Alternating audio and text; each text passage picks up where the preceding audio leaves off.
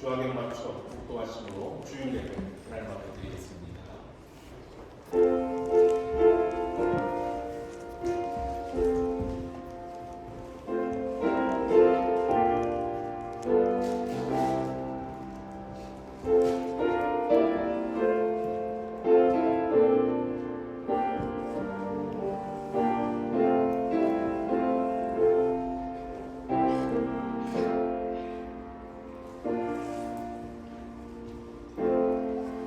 할렐루야. 여호와의 종들아 찬양하라. 여호와의 이름을 찬양하라. 이제부터 영원까지 여호와의 이름을 찬송할지로다. 해 돋는 데에서부터 해 지는 데까지 여호와의 이름이 찬양을 받으시리로다. 여호와는 모든 나라보다 높으시며 그의 영광은 하늘보다 높으시도다. 자비로우신 하나님 아버지 감사합니다. 영광 가운데 계신 하나님 아버지, 오늘도 사랑하는 주의 자녀들을 하나님의 집으로 불러 모아주시며 찬송하며 주님의 전전으로 나아가게 하시니 감사합니다. 오늘도 귀하고 좋은 날, 맑고 복된 날 허락하시니 감사합니다.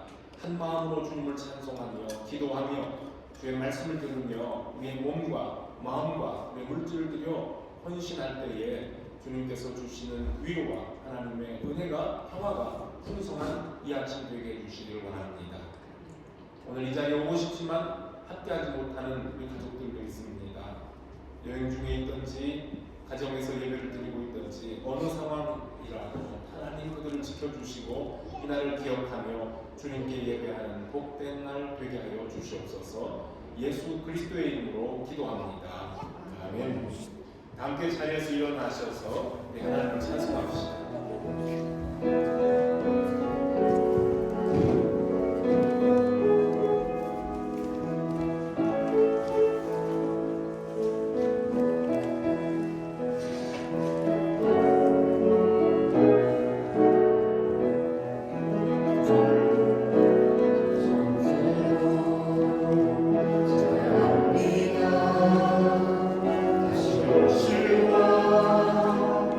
여호와께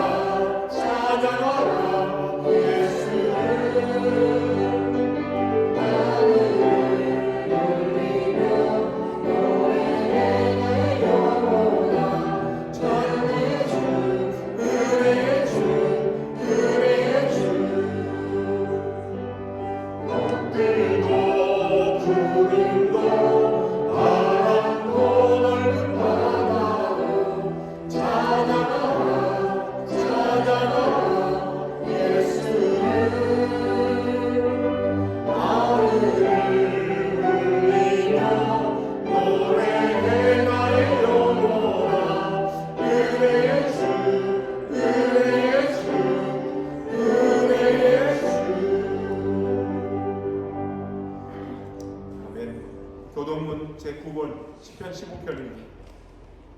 여호와여 주의 장막에 머물 자 누구오며 주의 성산에 사는 자 누구니까. 정직하게 행하며 공의를 실천하며 그의 마음에 진실을 바라며 그의 혈원함을 허물하지 아니하고 그의 이웃에게 악을 행하지 아니하며 그의 이웃을 비방하지 아니하며 그의 눈은 망령된 자를 멸시하며 여호와를 두려워하는 자를 존대하며 그의 마음에 서운한 것은 해로울지라도 변하지 아니하며 이자를 받으려고 돈을 부어주지 아니하며 뇌물을 받고 무주한 자를 해하지 아니하는 자이니 이런 일을 행하는 자는 영원히 끊이지 아니하리라.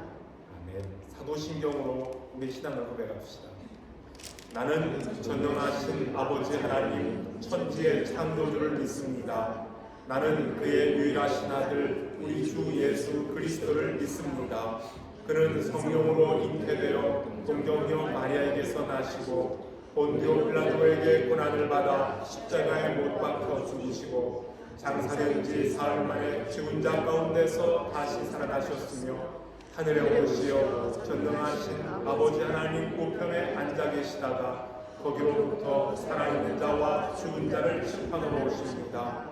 나는 성령을 믿으며 거룩한 공교회와 성도의 교제와 죄를 용서받는 것과 몸의 부활과 영생을 믿습니다. 아멘. 함께 자리에 앉아 하나님을 찬송합시다.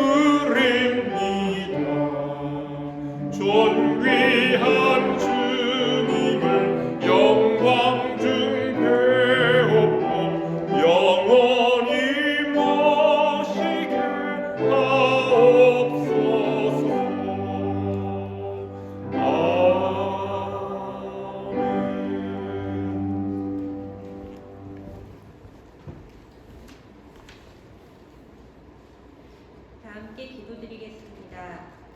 전능하신 하나님 아버지를 사모하는 마음으로 오늘 예배에 나오게 하시니 감사합니다.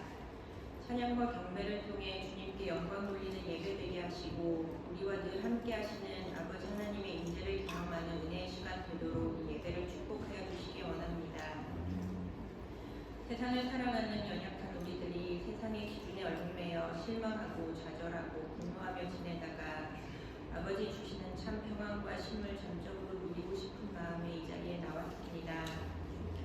아버지의 동행하심과 우리를 사랑하심을 잊고 저희의 생각과 의지대로만 살았던 지난 한 주 어두움의 시간들을 기억하며 고백하며 회개합니다. 이 예배를 통해 아버지 주시는 참 빛으로 덧입혀지는 은혜를 허락해 주세요. 빛의 갑옷을 입고 다시금 어두운 세상에 당당히 나아가 승리하는 주님의 자녀 되기를 원합니다. 우리의 영원한 참 피난처 되시는 아버지 하나님, 오늘 이 자리에 저희가 참 어렵고 아픈 마음으로 나왔습니다. 전 세계가 러시아의 우크라이나 침공을 두려운 마음으로 지켜보고 있습니다. 악한 이 세상에서도 하나님 아버지의 공의로움이 멈추지 않고 일하고 계심을 믿고 알게 하시고, 이 어려운 상황으로 고통받는 모든 우크라이나 국민들과 또 전 세계에 흩어져 조국을 위해 기도하는 우크라이나 동포들의 마음을 위로하시고, 어려움과 고통 안에서도 오직 하나님 안에서만 참 소망을 품을 수 있음을 알게 하시고, 그 소망으로 이 시간 넉넉히 이겨낼 수 있도록 함께 해주세요. 전 세계의 지도자들이 하나님 주시는 선한 지혜를 가지고 한마음이 되어 무력으로 도발된 이 사태를 하루속히 종결해 나갈 수 있도록 도와주세요. 이제 곧 있을 우리 조국 대한민국의 대통령 선거를 위해 간절한 마음으로 기도합니다. 하나님 아버지 마음의 한판은 하나님의 사람을 세워주셔서 대한민국이 이 세상에서 하나님 나라의 가치들을 세워가는데 앞장서며 솔선하며 그 귀하고 소중한 일들을 잘 감당해 나갈 수 있는 공동체 되기를 원합니다. 우리 더럼 한인교회를 사랑하시는 주님, 저희 공동체가 준비된 그릇이 되기를 소망합니다. 특히 영국 더럼 땅에서 지역사회를 위해 늘 섬김의 자세로 축복의 통로, 사랑의 통로가 되기를 원합니다. 먼저 저희 공동체 안에서 사랑과 축복이 넘쳐 흘러나게 하셔서 늘 감사의 마음으로 서로를 사랑하며 축복하는 저희 한 사람 한 사람 되도록 도와주세요. 청년들에게 부족함 없는 지혜를 허락하시어 하나님 나라의 일꾼으로 성장해 나아갈 때 아버지 보시기에도 귀하고 기쁜 자녀들 되기를 원합니다. 주일학교 학생과 아이들과도 함께 하시어 하나님을 알고 기억하며 순종하며 살아가는 기쁨을 알게 하시고 하나님 주시는 크고 강한 능력이 함께 하기를 소망합니다. 더럼 한인교회의 주된 일꾼으로 섬기며 예배하는 장년부를 기억하시고 성령 하나님 함께 하셔서 지치지 않는 섬김의 기쁨을 누리게 하시고 다음 세대를 위해 하나님 말씀을 순종하며 전하는 데 더욱 사명을 가지고 열심을 다할 수 있도록 함께 해주세요. 제 말씀을 전해주실 윤영택 목사님과도 함께 하시어 전해지는 메시지를 통해 하나님 주시는 하늘의 양식을 먹고 영적으로 더욱 성장하고 성숙해지는 우리들 될 수 있도록 도와주세요. 몸과 마음이 힘들어 이 자리에 함께하지 못한 지체들이 있습니다. 또 개인적인 사정으로 이 자리에 함께 모여 예배하지 못하는 지체들이 있습니다. 어느 곳에 있던지 그들을 기억하며 함께 예배하는 시간 될 수 있게 하시고 이 예배를 통해 누리는 기쁨과 은혜를 동일하게 허락하여 주세요. 모든 말씀 우리를 사랑하시는 살아계신 예수님 이름으로 기도합니다. 아멘.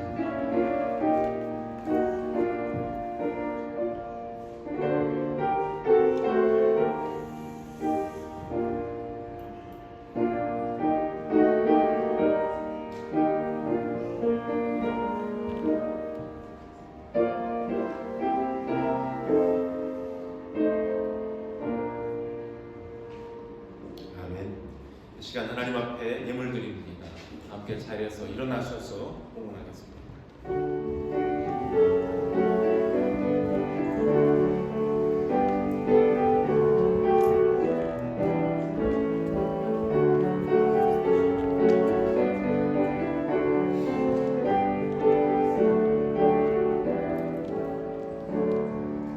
자비로우신 하나님 아버지 감사합니다. 오늘 아침에 저희들이 주 앞에 나와 예배드리며 저희들이 준비한 예물을 하나님 앞에 바칩니다.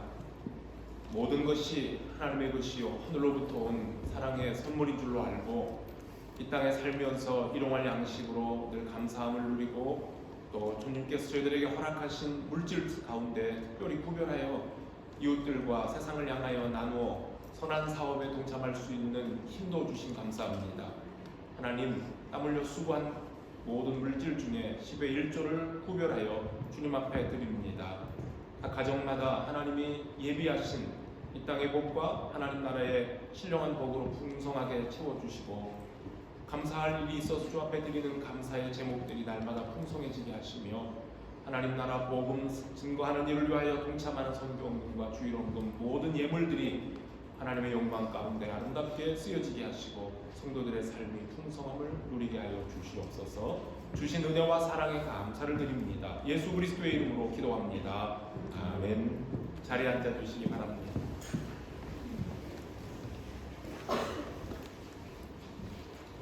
교회 소식 전해드립니다. 여러분 가지고 계신 주보 참고해 주시기 바랍니다.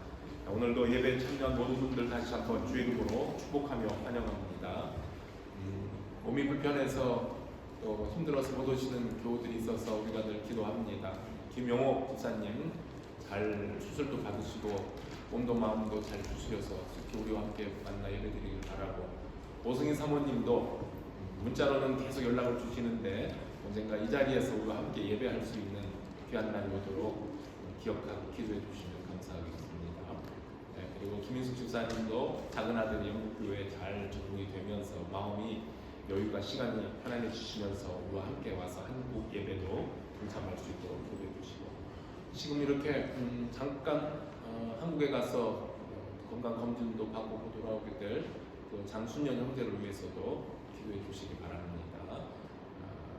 이제 또 휴학하고 떠나는 학생도 있고, 그리고 지금 한국에 잠깐 들어가 있는 또 학생들도 있는데 기쁜 얼굴로 언젠가 다시 볼 수 있도록 이 자리에서 함께 예배하는 날이 오도록 기도해 주시면 감사하겠습니다.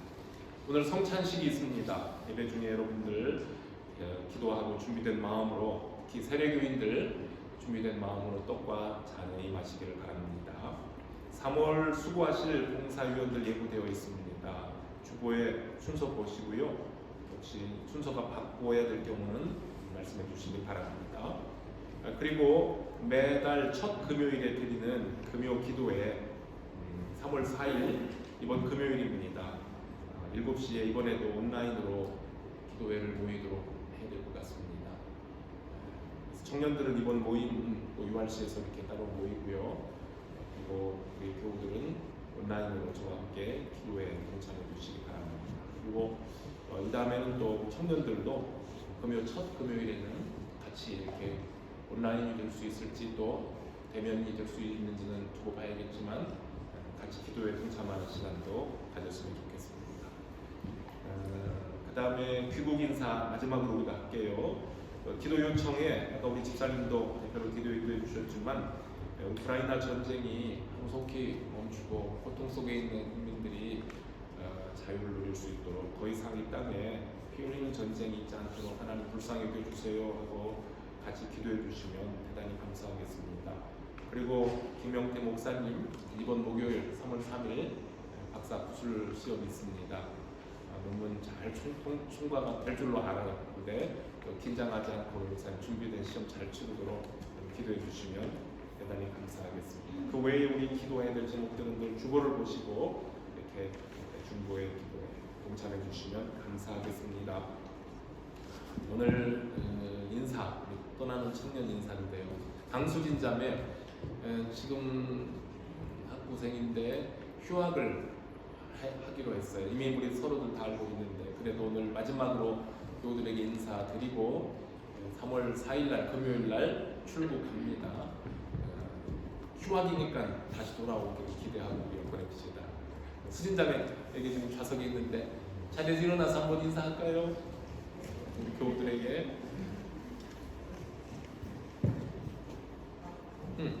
앞에 나와도 돼요. 거기서 이렇게.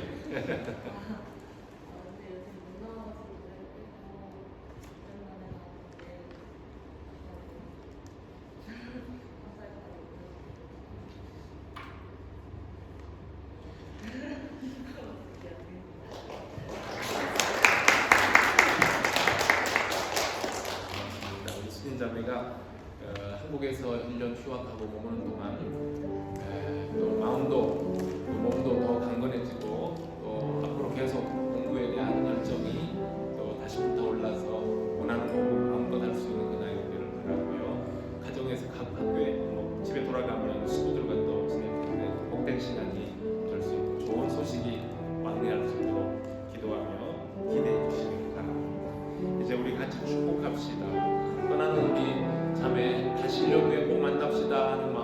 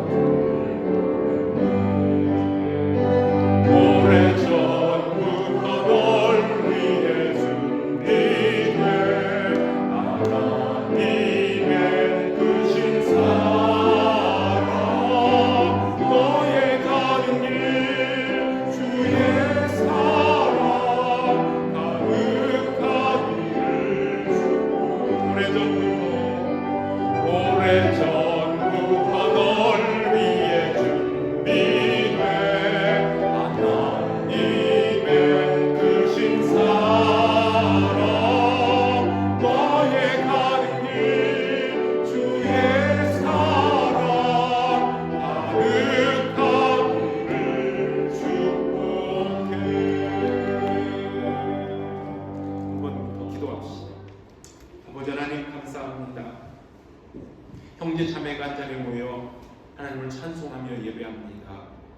이제 결혼해서 공부하다가 잠시 휴학하고 가정에 돌아가 부모님과 가족들과 함께 지내며 또 앞으로의 진로를 위하여서 기도하고 준비하기 위하여 결혼을 떠나가는 우리 수진 자매 저희들이 주의 이름으로 축복하며 환송합니다.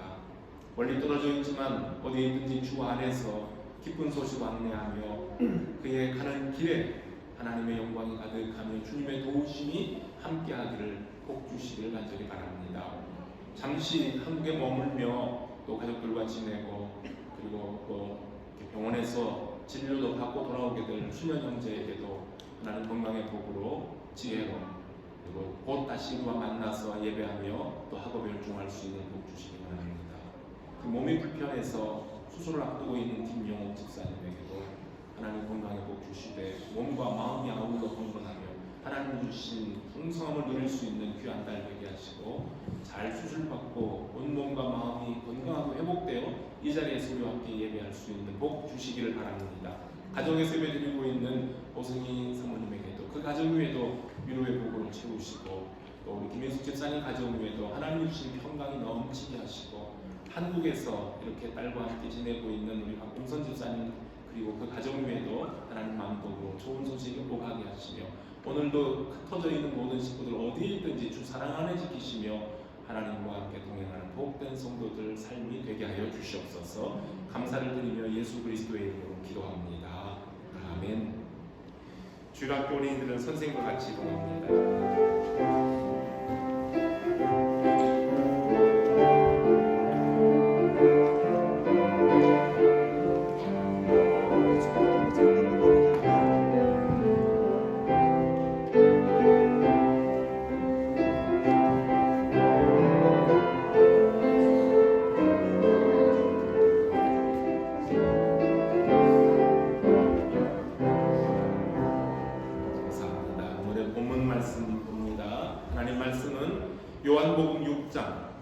요한복음 6장 1절로부터 13절에 있는 말씀입니다. 요한복음 6장에서 13절. 저 여러분들 한 절씩 교독하겠습니다. 그 후에 예수께서 디베랴의 갈릴리 바다 건너편으로 가시매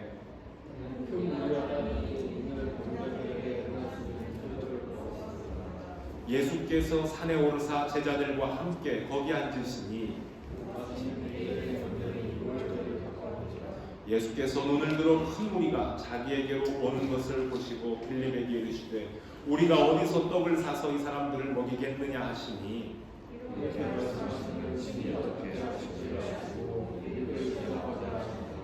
빌립이 대답하되 각 사람으로 조금씩 받게 할지라도 200데나리온의 떡이 부족하리이다.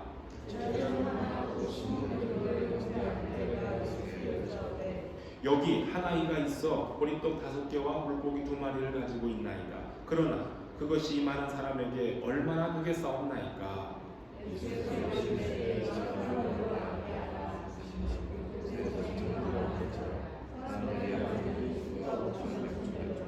예수께서 떡을 가져 축사하신 후에 앉아있는 자들에게 나누어 주시고 물고기도 그렇게 그들의 원대로 주시니라.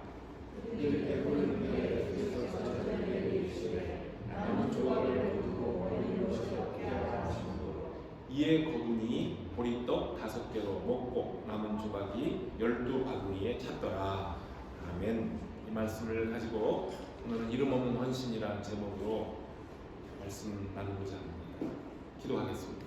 하나님, 주의 말씀을 저희들이 듣습니다. 우리의 마음을 열고 또 우리의 듣는 귀가 있어서 하나님의 말씀을 들을 때에 오늘도 저희들에게 주시는 은혜의 메시지가 되게 하시고 성찬식을 앞두고 저희들이 말씀을 받고 말씀에 준하여 하나님 앞에서 주님이 행하시는 귀한 명령대로 떡과 잔을 대할 수 있는 성도들 되게 해주시기 바랍니다. 예수님의 이름으로 기도합니다. 아멘. 성찬식이 있어서 중고등부 청년들, 학생들도 어른들과 같이 예배를 드리려고 하니까 혹시 목사님이 어려운 날에도 지수도 지수라도 사무엘은 전사님과 같이 이동하니까 한번 귀를 열고 같이 한번 들어봅시다. 오늘 같이 읽은 이 본문은 사복음서 마태, 마가, 누가, 요한복음 네 복음서에 모두 기록이 되어 있을 만큼 상당히 중요하게 다루어진 사건이죠. 그리고 주일학교 어린아이들도 많은 선생님들이 들어 알고 있는 오병이어의 기적에 관한 말씀입니다. 마태, 마가, 누가복음은 이 사건을 거의 동일한 내용으로 같은 관점에서 기록을 했어요. 그랬는데 오늘 우리가 같이 읽은 요한복음은 다른 세 복음서보다는 조금 더 상세한 정보를 제공해 주면서 그리고 이 기사, 이 사건 다음에 굉장히 중요한 신학적인 해설을 추가해 주고 있습니다. 우리가 마태, 마가, 누가복음은 다 예수님의 가르침과 생애를 기록한 책이라고 해서 그리고 같은 관점에서 거의 비슷한 관점에서 이 책을 썼다 해서 우리 한국에서 우리말로는 같은 관점에서 보는 복음에서 공관 복음 그렇게 해요. 시노스틱 가스펠스라고 하죠. 공관 복음이에요. 그래서 오늘은 이 공관 복음 마태, 마가, 누가복음에 있는 복음서보다는 요한복음 조금 다른 관점에서 예수님의 생애와 가르침을 기록한 요한복음을 중점적으로 해서 이름 없는 한 어린아이의 헌신과 그 다음에 생명의 떡으로 우리에게 오신 예수님에 대한 말씀을 나눈 후에 성찬식을 진행하려고 합니다. 요한복음은 오병이어의 기적이 일어났던 그 시점이 6월절이 가까운 때라고 이렇게 지정을 해줬어요. 6월절이 가까운 때. 그러면 유대인들은, 이스라엘 사람들은 그 시기가 어느 시기인지 알아요. 대한민국 사람들에게 추석이 가까울 때 그러면은 그때는 곡식을 다 거두고 가을이구나 이렇게 머릿속에 부뜩 시기가 떠오르는 것처럼 유대인에게 6월절은 해방절기요 모든 이제 그 일들을 마무리하고 잠깐 쉬면서 모든 백성들이 성전 모여서 하나님 앞에 제사 드리는 그러한 시기가 되는 겁니다. 그런데 마태, 마가, 누가복음 이 공간복음은 그때를 세례 요한의 장례를 마친 요한의 제자들이 예수님께 찾아와 우리 선생님 돌아가셨습니다. 장례식까지 다 마쳤습니다. 라고 보고를 한 다음이었다고 합니다. 세례 요한이 헤롯 안디바에게 체포되었다가 끝내는 감옥에서 목이 잘려 죽었다는 소문이 온 유대에 퍼졌고 선지자 요한을 잃은 사람들은 이제는 목자 없는 어린 양들처럼 또 다른 선지자, 또 다른 목자, 즉 예수 그리스도를 향해 몰려오기 시작했습니다. 마가복음을 읽어보면요, 사람들이 얼마나 많이 예수님을 향해 찾아오고 있는지 예수님과 제자들은 음식 먹을 겨를이 없을 정도로 너무 분주하게 사람들을 맞이하기에 바빴습니다. 예수님께서는 제자들을 좀 쉬게 해주시려고 배를 타고 갈릴리 호수를 건너 한적한 곳으로 가서 제자들에게 좀 쉬어라 하려고 했습니다. 그런데 예수님의 일행이 배를 타고 이동하는 것을 본 사람들이 배를 타고 또는 각 동네에서부터 달려와서 예수님의 일행들보다 먼저 도착해서 넓은 빈 들판에서 기다리고 있습니다. 목자 없는 양과 같은 그들을 불쌍히 여기신 예수님은 또다시 쉴 틈도 없이 그 사람들을 맞이해서 천국의 복음을 가르치시게 됩니다. 오늘 읽은 요한복음은 오병이어의 기적이 6월절이 가까운 그 시기에 발생을 했으며 또 예수님이 사람들을 만나준 장소가 갈릴리 바다 건너편에 있는 산이라고 정확하게 표시를 해주고 있어요. 요한복음이 이렇게 다른 복음서와 달리 시기와 장소에 대해서 차별성을 둔 이유가 분명히 있을 것 같아요. 요한복음도 마태, 마가, 누가 즉 공관복음처럼 예수님의 생애를 다룬 책이기는 하지만 특별히 예수님의 하나님 되신 예수님의 신성, 신되심을 강조하고 있는 책이고요. 예수님이 가르쳐 주신 말씀이나 기적, 그 사건보다는 그 사건들, 그 표적들에 대한 신학적인 해설, 설명을 중점적으로 하고 있는 책이 요한복음이라고 보면 좋습니다.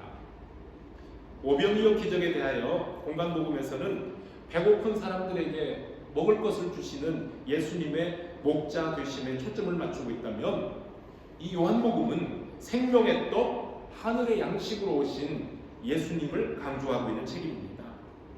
보리떡 5개와 물고기 2마리로 배불리 먹은 사람들은 예수님이 모세가 예고했던 바로 그 선지자일 것이다 라고 확신하고 예수님을 억지로 떠밀어 자기들의 왕으로 삼으려고 했습니다. 그런 분위기를 보신 예수님은 그 사람들을 떠나서 홀로 산으로 들어가 기도하시게 됩니다.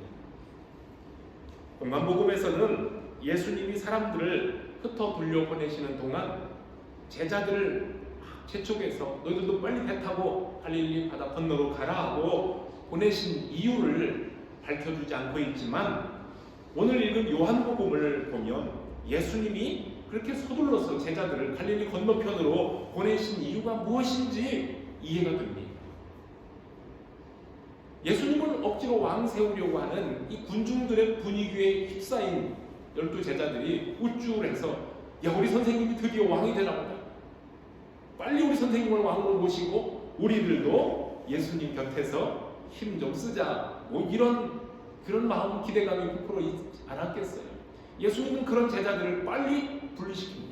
군중들과 떼어서 먼저 배 타고 갈릴리 저편으로 보내셨던 겁니다.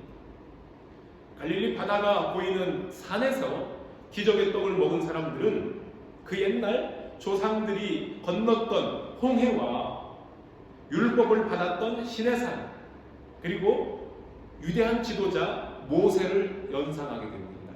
그 3가지가 다 지금 여기 있는 거예요. 그들이 산에서 기적의 떡을 먹습니다. 말씀을 듣습니다. 그리고 갈릴리 바다가 있습니다. 그 다음에 거기에는 위대한 스승, 위대한 인도자 예수님이 지금 계시는 겁니다. 요한복음은 지금 이것을 특별히 강조합니다. 예수님이 왕이 되신다면 로마의 압제로부터 해방되는 정치적인 소망을 이룰 뿐만 아니라 빵의 문제도 저절로 해결될 수 있다고 생각했으니 유대인들은 예수 선생님께 기대를 걸 만도 합니다. 그러나 예수님은 그런 사람들을 떠나서 홀로 기도하러 산에 가셨고, 그리고 그 다음날 또다시 찾아온 사람들에게 나는 생명의 떡으로 이 세상에 왔다는 말씀을 하십니다. 이제 오늘 본문을 살펴봅니다. 예수님께서 많은 병자들을 치료하시는 신비한 기적, 표적을 본 사람들이 예수님이 가는 곳마다 구름대처럼 따라다닙니다. 그날 예수님은 산에 올라 제자들과 함께 앉으셨고, 많은 무리들이 예수님을 향해서 올라오는 것을 보고 제자 중에 한 사람 빌립에게 질문을 하십니다. 빌립이 어떻게 반응하는가 시험하십니다. 뭐라고 하셨을까요? 자, 우리가 어디에서 떡을 사다가 빵을 사다가 이 많은 사람들을 먹일 수 있을까? 라고 질문을 하십니다.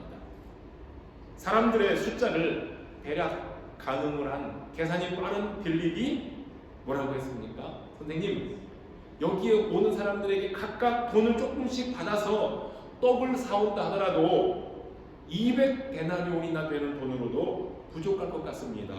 라고 말씀합니다.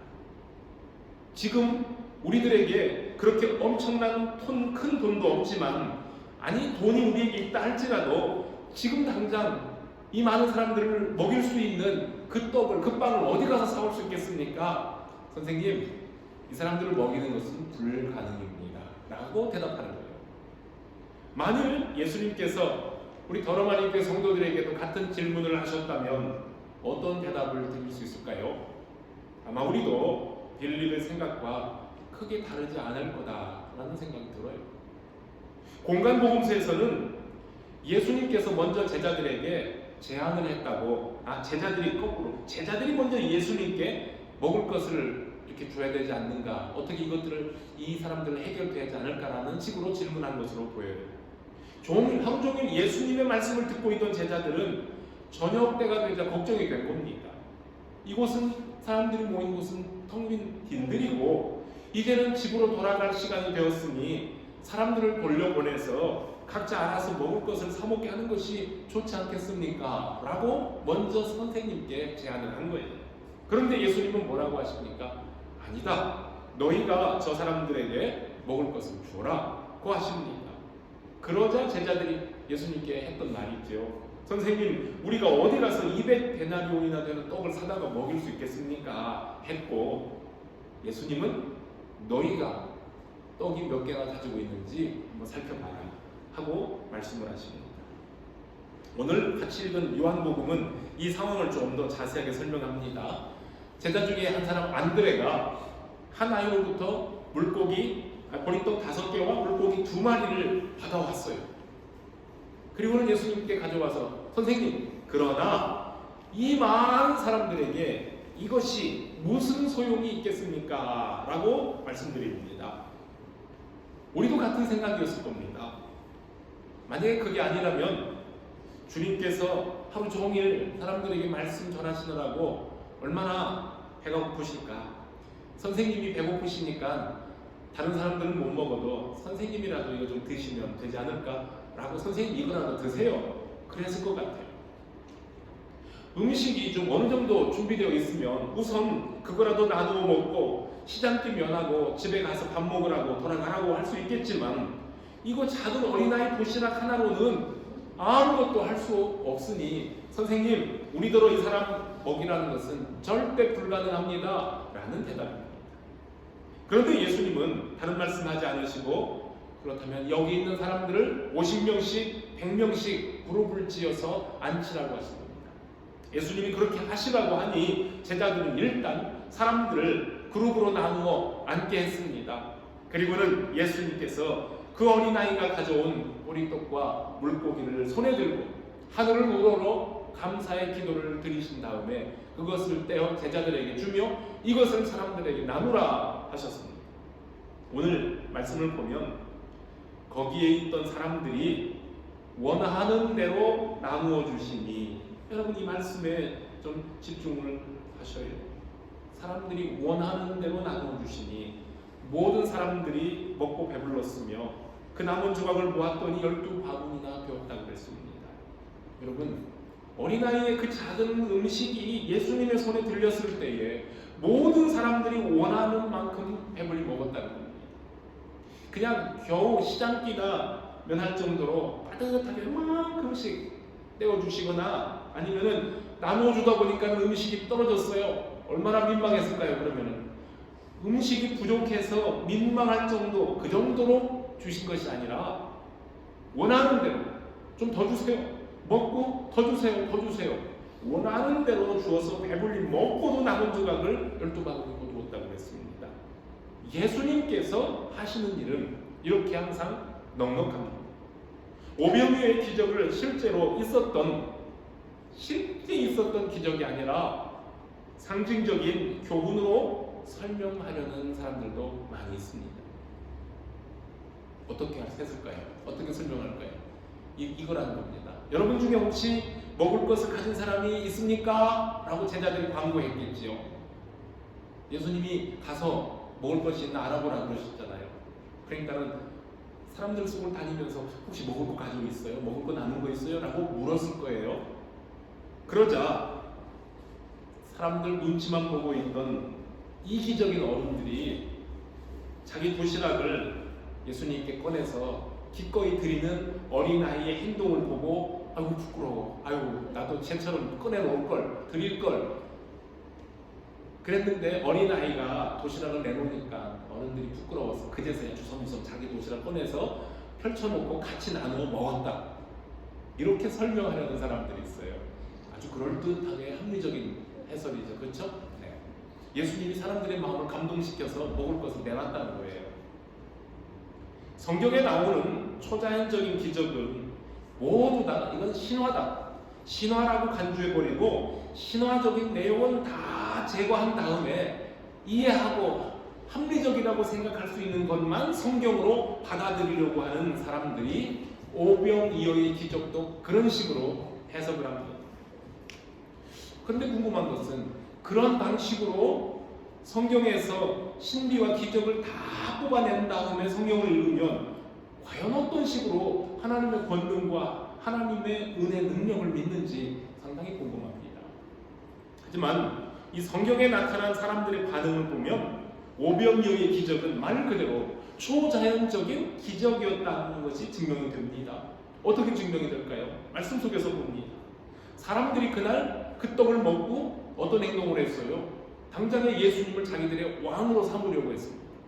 그리고 그 다음 날에도 많은 사람들이 예수님의 계신 곳으로 막 몰려온 것을 보면 그들이 예수님에게 기대한 것이 무엇이었던 것을 우리는 충분히 짐작할 수가 있습니다. 그리고 예수님께서 또다시 몰려온 그 사람들에게 너희가 나를 찾아온 것은 떡을 먹고 어제 좀 떡을 먹고 배부른 까닭이다 라고 하신 말씀을 보면 벳세다 들녘에서 일어난 오병이어의 기적은 그날 거기 있던 모든 사람들을 깜짝 놀라게 했던 실제적인 사건이었음이 분명합니다. 자기 먹을 도시락 싸들고 다니는 사람들이 뭐가 아쉽다고 광야로 나가서 광야의 선지자를 임금으로 삼으려고 했겠습니까?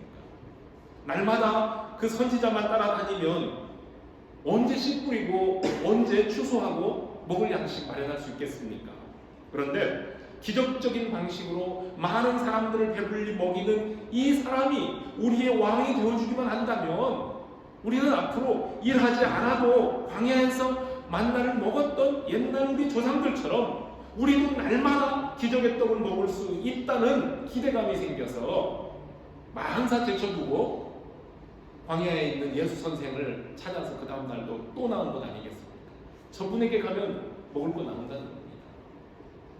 이렇게 기대감에 부풀어 있는 사람들에게 예수님은 오병이어 기적에 담긴 참뜻을 오늘 해설해 줍니다. 전날 저녁에 보여주신 오병이어의 기적은 예수님께서 창조주 하나님으로서의 능력을 보여주신 것이고요. 더 나아가서는 육신의 떡을 나누어 주신 그분이 곧 생명의 떡으로 이 땅에 오셨음을 알려주기 위해서 미리 보여주신 표적입니다. 예수님은 자신을 가리켜 나는 하늘에서 내려온 살아있는 떡이니 이 떡을 먹는 사람은 영생하리라. 내가 줄 떡은 곧 세상의 생명을 위한 내 살이니라, 내 몸이니라 이렇게 말씀하셔요. 이 말 들은 사람들이 웅성웅성하며 자기들끼리 의견이 충돌이 됩니다. 아니 사람이 어떻게 자기 살을 우리에게 주어서 먹게 할 수 있느냐? 이런 말을 누가 받아들일 수 있겠느냐? 야, 참 저 양반 오늘 하는 말씀 이해하기 참 어렵다 하고는 많은 사람들이 고개를 설레설레 흔들고 다 떠나가 버렸습니다. 예수님께서 주신 기적의 떡과 물고기를 분명히 어제 눈으로 보았고 손으로 만져보았으며 자기들의 입으로 먹어보았음에도 불구하고 내가 곧 생명의 양식이니 나를 먹는 자는 나로 인하여 살리라 하신 말씀에는 말도 안 되는 소리 하고 있네 하고는 모두 다 물러나 버렸습니다. 오늘날 또 경제와 국민의 자주권을 지켜줄 거라 여겨지는 좀 힘이 있어 보이는 정치인들의 공약에는 귀가 솔깃해서 응원의 박수를 보내주고 많은 관심을 보이지만 영원한 생명을 주신다는 예수님의 말씀을 들으면 그냥 이해가 안 된다. 또는 말도 안 되는 소리를 한다. 저 말은 현실성이 없어. 그리고는 슬금슬금 물러가는 사람들이 많습니다. 여러분 여기에서 예수님의 참된 제자와 그렇지 않은 사람들로 구분되기 시작합니다. 그래서 예수님은 12 제자에게 질문을 하시지 않으셨습니까?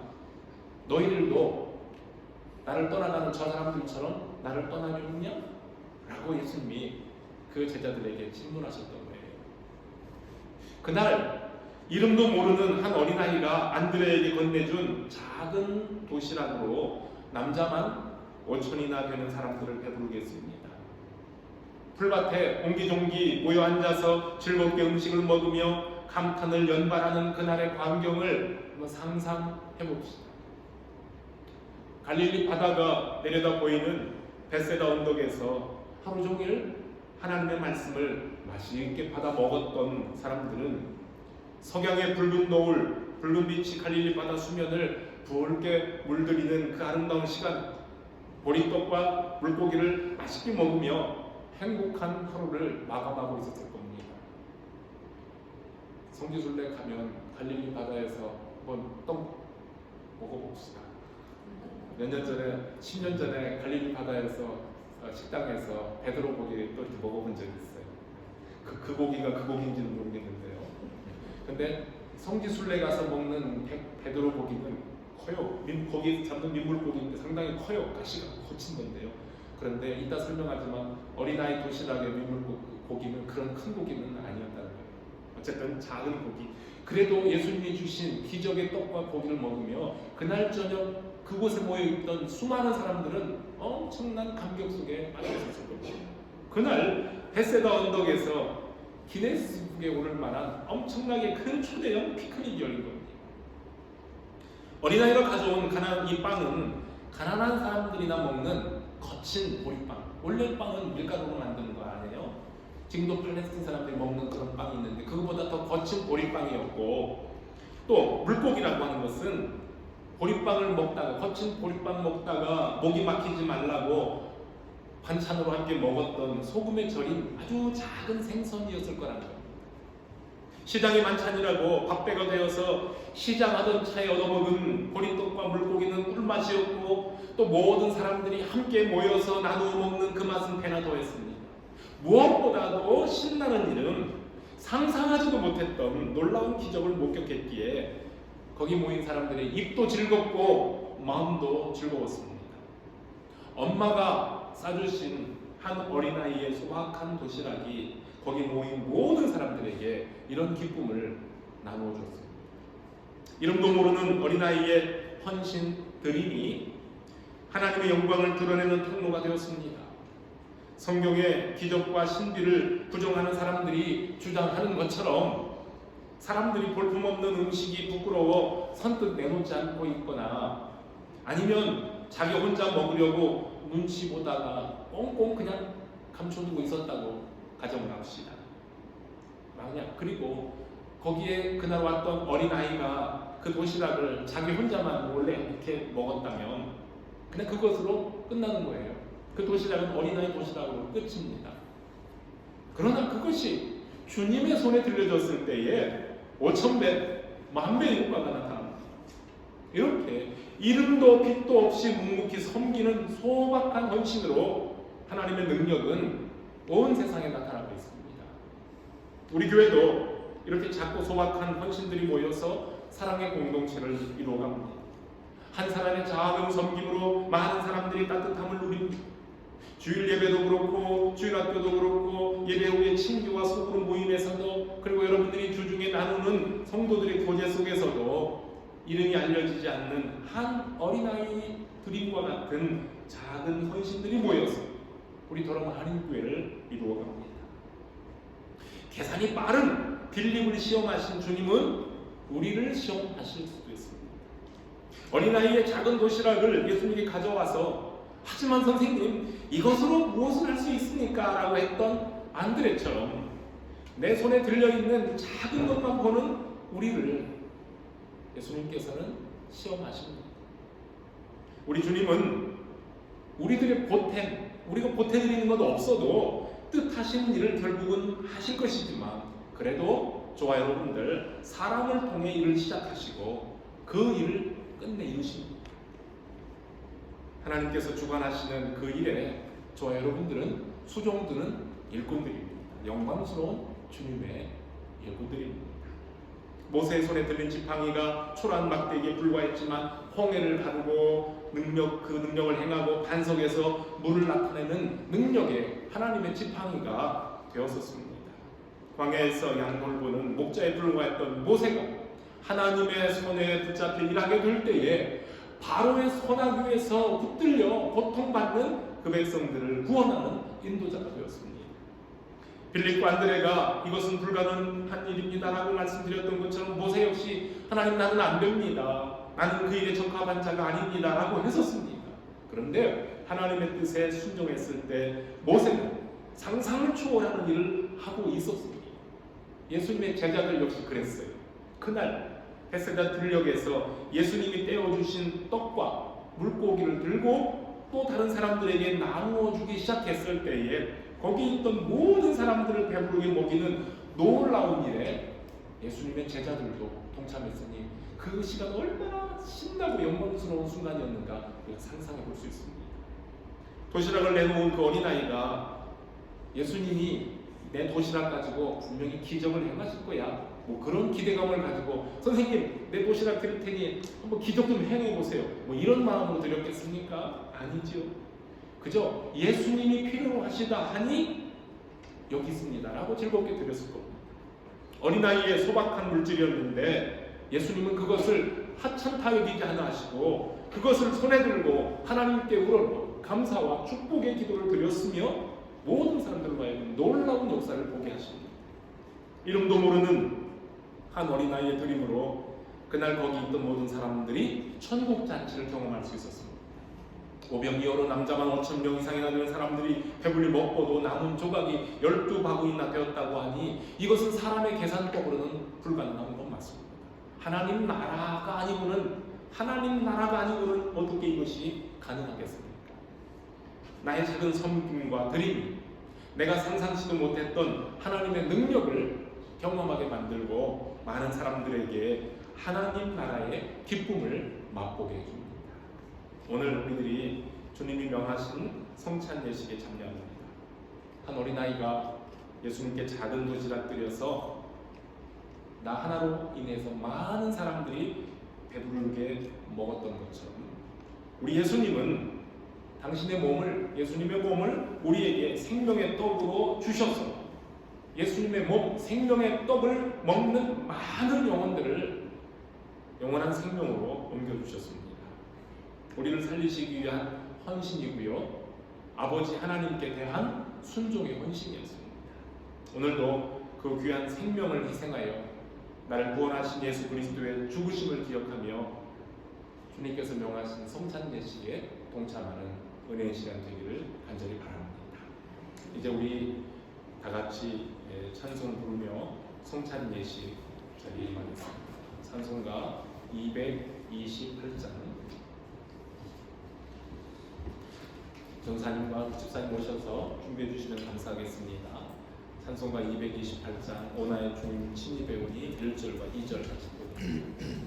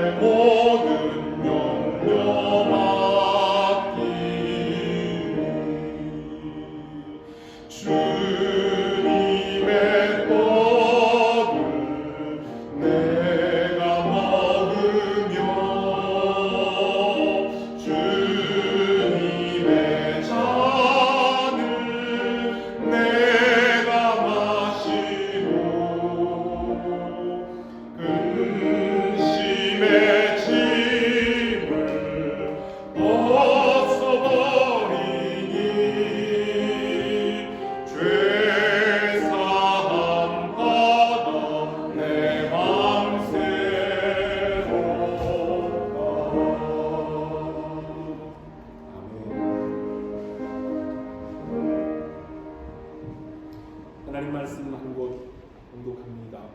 예수께서 이르시되 내가 진실로 너희에게 이르노니 인자의 살을 먹지 아니하고 인자의 피를 마시지 아니하면 너희 속에 생명이 없느니라. 내 살을 먹고 내 피를 마시는 자는 영생을 가졌고 마지막 날에 내가 그를 다시 살리리니 내 살은 참된 양식이요 내 피는 참된 음료로다.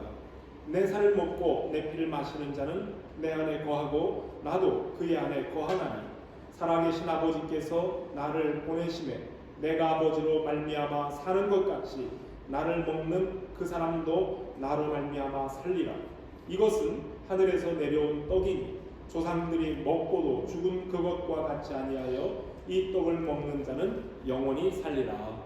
아멘. 예수님께서 우리에게 주시는 생명의 말씀이요 곧 생명의 양식입니다. 오늘 예수님께서는 우리에게 내가 다시 올 때까지 이것을 행하여 나를 기념하라 하시며 마지막 6월절 잔치에 참여하는 그 자리에서 제자들에게 떡을 나눠주시고 잔을 나눠주시면서 이것은 내 몸이다. 너희를 향한 내 몸이니 이것을 다 받아 먹으라. 또 살해하시고 잔을 나눠주시며 이것은 너희를 위하여 흘리는 나의 피, 곧 새 언약의 피다 하시면서 이것을 다 받아 마시라 했습니다. 주의 명령을 따라 오늘 우리가 성찬 예식에 참여합니다. 기도하는 마음으로 감사한 마음으로 우리 주님의 죽으심에 기억하고 동참하는 시간 될 수 있기를 바랍니다. 같이 기도합시다. 하나님 아버지 감사합니다. 우리 주님께서 이 땅에 오셔서 많은 병든 자들을 고쳐주시고 저들의 육신을 새롭게 하시며 때로는 배고픈 이들에게 먹을 것을 주시는 주님이시지만 우리 주님은 이 땅에 많은 죄인들을 위하여 십자가의 죽으심으로 자신의 몸이 찢기고 피를 흘리심으로 그 살과 피를 사람들에게 주어 모든 사람들로 하여금 생명을 얻게 하는 생명의 떡, 살아있는 양식이라고 말씀하셨습니다. 오늘 저희들이 예수님께서 명하신 그 명령을 따라 예수님의 죽으심을 기념하며 함께 떡과 잔을 대합니다.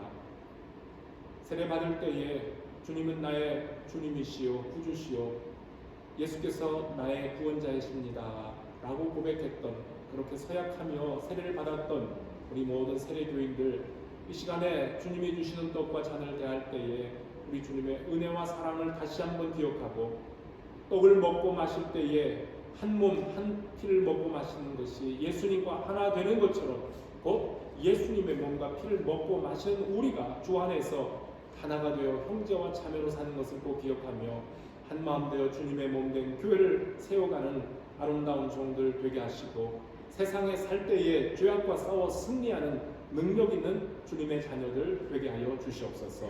이 모든 말씀을 예수 그리스도의 이름으로 기도합니다. 아멘.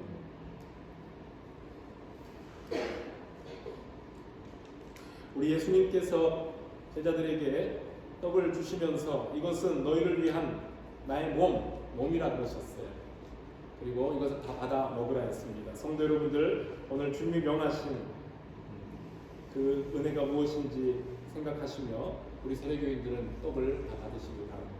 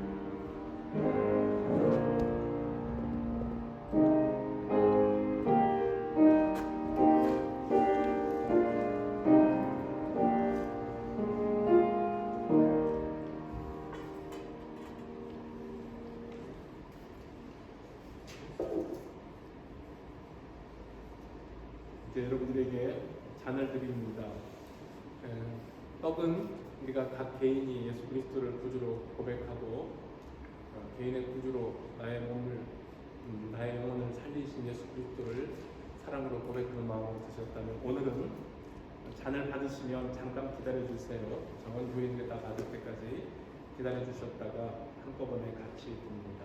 의미는 예수 그리스도 안에서 우리가 하나 됐다는 의미로 우리 함께 잔을 받도록 하겠습니다.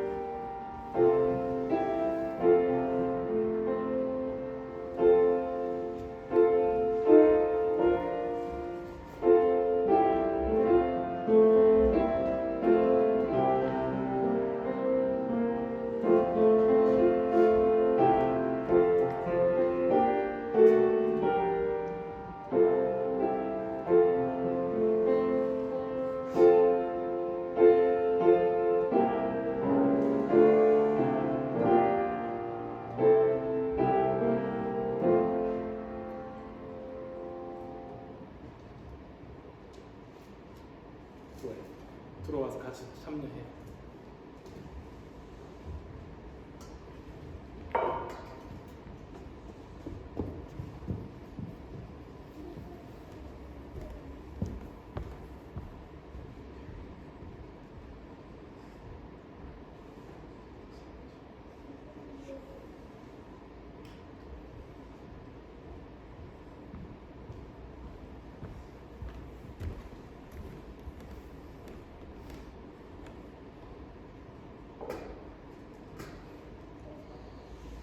여러분들을 위한 예수 그리스도께서 흘려주신 보혈의 피입니다. 감사하고 드시길 바랍니다.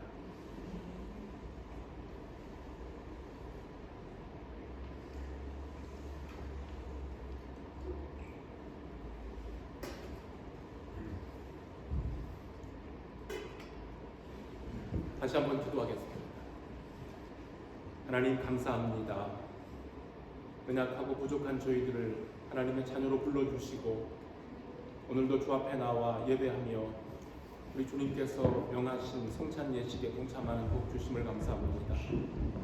저희를 위하여 흘리신 보혈, 우리를 위하여 찢기신 그 몸을 이 시간도 기억하며 날 위하여 죽으신 예수님의 그 은혜와 그 사랑에 따라 우리도 주를 위하여 살며 주님의 나라를 위하여 헌신하며 내 곁에 두신 귀한 하나님의 자녀들, 주의 천국 백성들과 함께 한마음 한뜻 되어 주님의 나라를 세워가는 일에 동참케 하시고 세상에 나아가 살 때에 죄악과 싸워 날마다 승리하는 능력 있는 주의 백성들로 살아가게 하여 주시옵소서. 이 다음 성찬식에 참여하는 그 순간까지 주님께서 우리 모든 성도들을 영육간 강건하게 보호하시기를 원하오며 예수 그리스도의 이름으로 기도합니다. 아멘. 이제 우리 다 같이 자리에서 일어나셔서 마지막 찬송 부르겠습니다.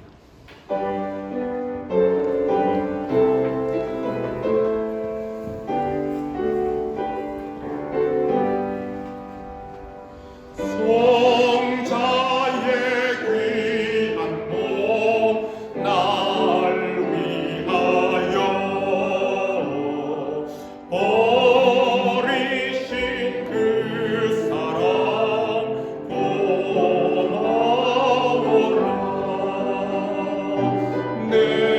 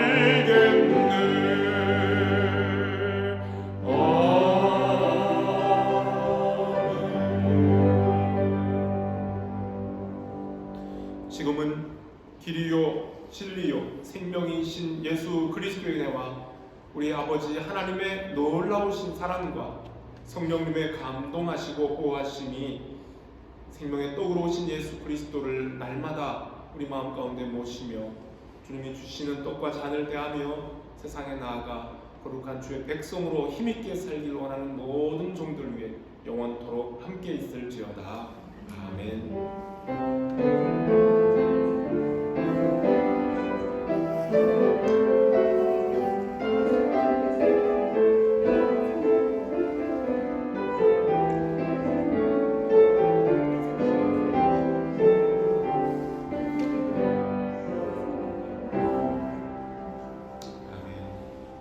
예배 마쳤습니다.